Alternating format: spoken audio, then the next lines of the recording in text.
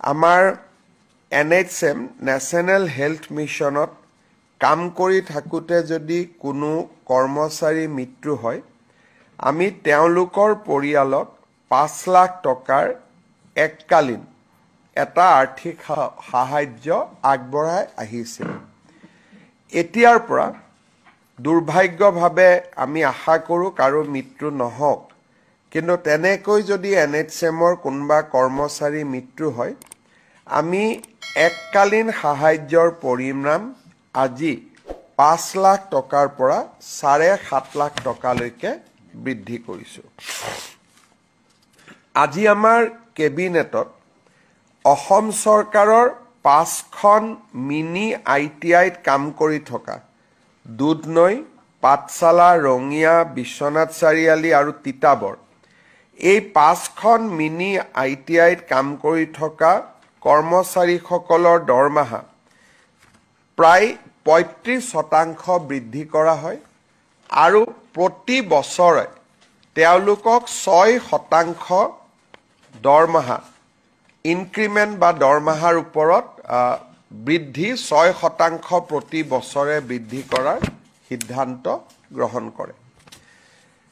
আমাৰ কেইদিনমান আগতে আমি অসমত কিছু মহাবিদ্যালয় বিশ্ববিদ্যালয়লৈ উন্নত কৰিছিলোঁ, কিন্তু বহু কেইখন কলেজ এনেকুৱা আছিলে যে উন্নত হোৱাৰ লগে লগে প্ৰিন্সিপালজনক আমি ৰেজিষ্টাৰ কৰিছিলোঁ, কিন্তু তেওঁলোক ৰিটায়াৰমেণ্টত যাবৰে হ'ল। তাৰ ফলত শিক্ষানুষ্ঠানখনৰ ধাৰাবাহিকতাত এটা বিপৰীত প্ৰভাৱ পৰিব। সেইকাৰণে আমি এই মহাবিদ্যালয়ৰ পূৰ্বৰ অধ্যক্ষ বৰ্তমানৰ ৰেজিষ্টাৰ তেওঁলোকৰ কাৰ্যকাল আমি 3 বছৰ ফিক্স কৰি এটা আজি আমি সিদ্ধান্ত লৈছোঁ। নৰ্থ লখিমপুৰ বিশ্ববিদ্যালয়ত অধ্যক্ষগৰাকী অৱসৰ পাব। কেবিনেটে তেওঁৰ কাৰ্যকাল 3 বছৰ ফিক্স কৰি দিছে যাতে বিশ্ববিদ্যালয়খনৰ ধাৰাবাহিকতা ৰক্ষা কৰিব পৰা যায়। গতিকে ছাৰ বাইদেউসকল এয়া নিশ্চয় NHMত কৰ্মৰত চৰকাৰী কৰ্মচাৰী আৰু মিনি ITIৰ অধীনত কাম কৰা চৰকাৰী কৰ্মচাৰীসকলৰ বাবে অসম চৰকাৰে কেবিনেট বৈঠকত দুটা বৃহৎ সিদ্ধান্ত গ্ৰহণ কৰিছে আৰু এই সিদ্ধান্ত দুটাৰ বিষয়ে মুখ্যমন্ত্ৰী ডাঙৰীয়াই ঘোষণাও কৰিছে।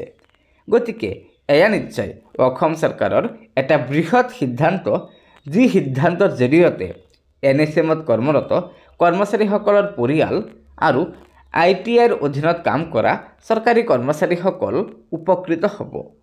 গতিকে ছাৰ বাইদেউসকল লগৰ বন্ধুবৰ্গক এই ভিডিঅ'টো শ্বেয়াৰ কৰি আজিৰ এই সুখবৰ দুটা জনাই দিব আৰু নতুনকৈ অহা ছাৰ বাইদেউসকলে পৰৱৰ্তী সময়ত ৰাজ্যৰ চৰকাৰী কৰ্মচাৰীসকলৰ বিভিন্ন খবৰসমূহ সম্পূৰ্ণ শুদ্ধ তথ্যৰ ওপৰত পোনপ্ৰথমে পাবলৈ অনুগ্ৰহ কৰি আমাৰ এই চেনেলটো ছাবস্ক্ৰাইব কৰি ল'ব।